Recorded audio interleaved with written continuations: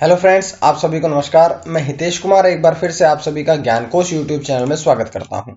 आज है 4 फरवरी और 4 फरवरी से जितने भी करंट अफेयर्स बनेंगी वो हम आज की वीडियो में चर्चा करेंगे। और आज की वीडियो का पीडीएफ आप ज्ञानकोश टेलीग्राम चैनल से ले लीजिएगा और ज्ञानकोश फेसबुक पेज से ले सकते हैं। इसके पीडीएफ को आप लोग यहां से ले लीजिएगा। ज्ञानकोश फेसबुक पेज का लिंक और टेलीग्राम दोनों लिंक मैंने डिस्क्रिप्शन में दिए हुए हैं, आप लोग जरूर ज्वाइन करें उनको। तो चलिए शुरू करते हैं आज की करंट अफेयर्स। बात करते हैं पहले प्रश्न की। तो सबसे पहले पहला प्रश्न है कि माया रोबोट बनाया गया है। तो देखिएगा, एक रोबोट है जिसका नाम रखा गया है माया। अब ये रोबोट किनके द्वारा बनाया गया है? तो ये रोबोट जो है ये कर्नाटक के हुबली में इंजीनियरिंग कॉलेज के विद्यार्थियों द्वारा बनाया गया है। कर्नाटक के हुबली में इंजीनियरिंग कॉलेज के विद्यार्थियों द्वारा ये बनाया गया है। अब ये रोबोट जो है ये कई भाषाओं में बात कर सकता है। कई भाषाओं में ये रोबोट बात कर सकता है। इसका मुख्य उद्देश्य तो ये है कि ये बैंकिंग क्षेत्र में बहुत ही अच्छा प्रयास करेगा। क्यों? क्योंकि ये कई भाषाओं में बात कर सकता है और बैंकिंग में जो उपभोक्ता है, जो ग्राहक हैं, उनके चेहरों की पहचान भी कर सकता है और चैटबॉट का प्रयोग करके भी उन्हें प्रतिक्रिया दे सकता है। तो ये इस रोबोट की खास बातें हैं। बात करते हैं इस रोबोट की अनुमानित लागत की। तो इस रोबोट की जो अनुमानित लागत है वो है 5 लाख रुपए। 5 लाख रुपए की अनुमानित लागत से कर्नाटक के हुबली में इंजीनियरिंग कॉलेज के विद्यार्थियों ने नया माया नामक रोबोट का विकास किया है, निर्माण किया है। तो ये जानकारियां थी पहले प्रश्न से। उसके बाद है अगला प्रश्न। अगला प्रश्न है कि HAL अर्थात हिंदुस्तान एरोनॉटिक्स लिमिटेड की लाइट कॉम्बैट एयरक्राफ्ट तेजस का उद्घाटन किया गया है। तो ये जो उद्घाटन किया गया है तेजस एयरक्राफ्ट का, इसका उद्घाटन किसके द्वारा किया गया है? तो हमारे देश के केंद्रीय रक्षा मंत्री राजनाथ सिंह के द्वारा इसका उद्घाटन किया गया है। और इसके द्वारा क्या होगा कि जो भारतीय वायुसेना है, भारतीय वायुसेना की समग्र युद्ध क्षमता को मजबूत किया जाएगा इसके द्वारा। जिसके पश्चात बात करते हैं आगे कि HAL, क्योंकि HAL के द्वारा ये शुरू किया गया है। HAL अर्थात हिंदुस्तान एरोनॉटिक्स लिमिटेड, ये तो हुई इसकी फुल फॉर्म। इसके बाद बात करते हैं कि इसका मुख्यालय कहां पे है। तो इसका मुख्यालय है बेंगलुरु, कर्नाटक में। बात कर लेते हैं कि इसकी स्थापना कब हुई थी। तो इसकी स्थापना हुई थी 1940 में, लेकिन 1940 में इसकी स्थापना हिंदुस्तान एयरक्राफ्ट के रूप में हुई थी। उसके पश्चात 1963 में इसका नाम बदल के हिंदुस्तान एरोनॉटिक्स लिमिटेड कर दिया गया था। वर्तमान में अगर हम बात करें इसके चेयरमैन और प्रबंध निदेशक कौन है, तो आर माधवन जो है, आर माधवन इसके वर्तमान में चेयरमैन और प्रबंध निदेशक है। जिसके पश्चात बढ़ते हैं हम आगे, इसी प्रश्न में आगे बढ़ते हैं अगले प्रश्न की तरफ। अगला प्रश्न आपकी स्क्रीन पे है कि ASEAN India hackathon 2021, ASEAN India hackathon 2021 का उद्घाटन किया गया है। तो इसका उद्घाटन किस मंत्रालय के द्वारा किया गया है? तो बात कर लेते हैं कि इसका उद्घाटन किया गया है शिक्षा मंत्रालय के द्वारा, यानी कि ऑप्शन जो शिक्षा मंत्रालय है वो सही रहेगा। उसके बाद बात करते हैं इसका उद्घाटन किसके द्वारा किया गया है। तो केंद्रीय शिक्षा मंत्री रमेश पोखरियाल निशंक के द्वारा, केंद्रीय शिक्षा मंत्री रमेश पोखरियाल निशंक के द्वारा इसका उद्घाटन किया गया है। बात कर लेते हैं कि इसका आयोजन जो है, इसका आयोजन कब से कब तक किया जाएगा। तो इसका आयोजन 1 फरवरी से लेकर के 3 फरवरी तक इसका आयोजन हुआ है। अब आसियान में 10 देश शामिल है। कौन कौन से 10 देश हैं? सबसे पहला Malaysia, Indonesia, Singapore, Philippines, Brunei, Thailand, Myanmar, Cambodia, Laos और वियतनाम। ये 10 देश जो हैं ये आसियान में शामिल है। उसके पश्चात बढ़ते हैं आसियान भारत हैकथॉन की तरफ। देखिएगा, इसी के बारे में, आसियान इंडिया हैकथॉन के बारे में तो हम पढ़ रहे थे, तो इसके बारे में बात करते हैं कि ये प्रधानमंत्री नरेंद्र मोदी की एक पहल है, जिसे कौन से मंत्रालय द्वारा शुरू किया गया? इसे शुरू किया गया है शिक्षा मंत्रालय के द्वारा। शिक्षा मंत्रालय जिसका नाम पहले MHRD था, अब MHRD को हटा करके, काट करके अब इसका नया नाम कर दिया गया है शिक्षा मंत्रालय। ये एक अनूठा हैकथॉन है जो कि 10 आसियान देशों के लिए अपने आर्थिक और सांस्कृतिक संबंधों को सुधारने और मजबूत करने के अवसर प्रस्तुत करता है। तो ये सारी जानकारियां हमने यहां से पढ़ी है। उसके बाद बढ़ते हैं अगले प्रश्न की तरफ। अगला प्रश्न है कि फोर्ड मोटर्स क्लाउड आधारित डाटा सर्विसेज लॉन्च करने के लिए किसके साथ में साझेदारी हुई है? तो इसके लिए जो साझेदारी हुई है वो हुई है गूगल के साथ में। गूगल के साथ में इसकी साझेदारी हुई है और इसका उद्देश्य क्या है? तो इसका उद्देश्य है ऑटोमेकर वाहन विकास, आपूर्ति श्रृंखला और विनिर्माण कार्यों की दक्षता में सुधार लाना ही इसका मुख्य उद्देश्य है। जिसके बाद बात करते हैं टाटा मोटर्स के बारे में। दो प्रश्न इंपॉर्टेंट है कि टाटा मोटर्स के सह संस्थापक कौन है? Henry Ford.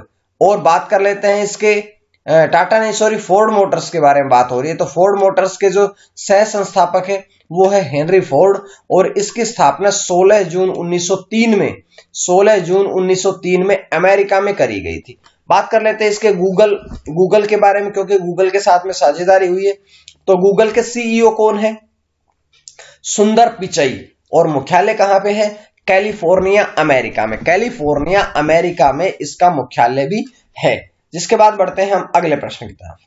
तो अगला प्रश्न है कि आदि महोत्सव का उद्घाटन किया गया है। आदि महोत्सव जो है इसका उद्घाटन किया गया है, तो किसके द्वारा किया गया है? इसका उद्घाटन किया गया है उपराष्ट्रपति एम वेंकैया नायडू के द्वारा। एम वेंकैया नायडू ने अब आदि महोत्सव का उद्घाटन किया है, जो कि दिल्ली के INA हाट में इसका आयोजन किया जा रहा है। बात कर लेते हैं इसका आयोजन कब से कब तक होगा। तो इसका जो आयोजन है ये 1 फरवरी से लेकर के 15 फरवरी तक किया जाएगा। तो ये जानकारियां थी जो मैं इस प्रश्न से आपके लिए लेके आया हूं। उसके बाद बढ़ते हैं अगले प्रश्न की तरफ। अगला प्रश्न आपकी स्क्रीन पे है कि आदि महोत्सव, पहले हम आदि महोत्सव के बारे में थोड़ा पढ़ लेते हैं ताकि इसकी पूरी जानकारियां पढ़ के फिर अगले प्रश्न की तरफ बढ़े। तो आदि महोत्सव जो है ये एक आदिवासी संस्कृति की भावना, शिल्प और भोजन और व्यापार का उत्सव है, जो ट्राइफेड जनजातीय मामलों के मंत्रालय द्वारा 2017 से प्रतिवर्ष आयोजित किया जा रहा है। तो ये सारी जानकारी हमने इस प्रश्न के बारे में पढ़ ली है। अब हम बढ़ते हैं अगले प्रश्न की तरफ। तो अगला प्रश्न कौन सा है? अगला प्रश्न है आपकी स्क्रीन पे कि alert being icon award 2020, alert being icon award 2020 से किसे सम्मानित किया गया? तो ये आज का प्रश्न आप लोगों के लिए है। 4 ऑप्शन आप लोगों के पास है और एक छोटी सी जानकारी और भी थी कि कल 6 फरवरी से हमारी अगली पुस्तक मार्केट में मिल जाएगी, जिसके पश्चात ये जितने भी मैंने जैसा कि कहा था आप सभी का नाम लिया था, तो उन सभी को मैं मैसेज करके आपके नंबर ले लिए जाएंगे। आपको ये बुक जो है 7 तारीख के बाद से आपको भेज दी जाएगी। तो उनका नाम का मैं आपको बाद में बता देता हूं। अभी तक इतना ही कि 6 तारीख को हमारी अगली पुस्तक आ जाएगी मार्केट में। जिसके बाद बढ़ते हैं हम कल के प्रश्न की तरफ। कल मैंने आपसे प्रश्न पूछा था कि प्रभागीय वन विभाग द्वारा बर्ड फेस्टिवल का आयोजन कहां पर किया गया? तो ओखला पक्षी अभ्यारण्य में इसका आयोजन किया गया है। तो ये जानकारी हमें यहां से मिली। इसके पश्चात बढ़ते हैं हम आज के अगले प्रश्न की तरफ कि वर्ष 2020 को वर्स्ट ईयर ऑन रिकॉर्ड यानी कि सबसे बेकार साल रिकॉर्ड किसे घोषित, कौन से वर्ष को घोषित किया गया? 2020 को किसने घोषित किया है? तो ये संयुक्त राष्ट्र विश्व पर्यटन संगठन द्वारा कोरोना वायरस के प्रकोप को ध्यान में रखते हुए 2020 को वर्ष यानी कि सबसे बेकार साल रिकॉर्ड दर्ज किया गया है। अब बात कर लेते हैं संयुक्त राष्ट्र विश्व पर्यावरण संगठन के बारे में। तो इसके महासचिव कौन है? इसके महासचिव है जुरब पोलोलिकाशविली। इसके सदस्य राज्य कितने हैं? 159। इसका मुख्यालय कहां पे है? मैड्रिड, स्पेन में। तो ये जानकारियां यहां से थी। उसके बाद अगला प्रश्न आपकी स्क्रीन पे आता है कि महिंद्रा फाइनेंस के नए अध्यक्ष कौन बने हैं? महिंद्रा फाइनेंस जो है इसके अध्यक्ष कौन बने हैं? इसके अध्यक्ष बने हैं अनीश शाह, यानी कि अनीश शाह को अब महिंद्रा फाइनेंस का नया अध्यक्ष बनाया गया है। बात कर लेते हैं कि इससे पहले वे कंपनी के निदेशक थे, डायरेक्टर पद पर थे, लेकिन अब उन्हें चेयरपर्सन भी बना दिया गया। उनकी नियुक्ति जो है वो 2 अप्रैल 2021 से प्रभावी होगी। अभी तक नहीं हुई है, अप्रैल में उनकी जो ये प्रभावी होगी उनकी नियुक्ति। वे धनंजय मुंगले से पद प्राप्त करेंगे। और बात अगर हम करें Mahindra and Mahindra financial services की, तो इसकी स्थापना 1991 में करी गई थी। मुख्यालय कहां पे है? मुंबई, महाराष्ट्र में इसका मुख्यालय है। तो ये सारी बातें हमने यहां से पढ़ी। उसके बाद अगला प्रश्न आप लोगों की स्क्रीन पे है कि माउंट किलिमंजारो की चोटी पर राष्ट्रीय ध्वज फहराने वाला भारतीय बना है। तो अभी नीतीश राणा जो है वो उत्तर प्रदेश राज्य के गोरखपुर जिले से है। और ये जो है किलिमंजारो, ये अफ्रीकी महाद्वीप की सबसे ऊंची चोटी है, सबसे ऊंची पर्वत चोटी है, जिसकी समुद्र तल से जो ऊंचाई है वो 5,895 मीटर है। इसके बारे में बात करते हैं कि इस यात्रा में सहयोग के लिए उन्होंने ट्रांसजेंडर समुदाय के लिए भी एक झंडा फहराया है। तो ये ट्रांसजेंडर समुदाय जो है इसके लिए भी उन्होंने एक झंडा फहराया है। जिसके बाद हम बढ़ते हैं अगले प्रश्न की तरफ। अगला प्रश्न आप लोगों की स्क्रीन पे है कि मारवाड़ क्षेत्रीय आदिवासी विकास बोर्ड का गठन किया गया है। मारवाड़ क्षेत्रीय आदिवासी विकास बोर्ड का गठन जो है किसके द्वारा किया गया है? इसका गठन किया गया है राजस्थान सरकार के द्वारा। राजस्थान सरकार के द्वारा अब मारवाड़ क्षेत्रीय आदिवासी विकास बोर्ड का गठन किया गया है।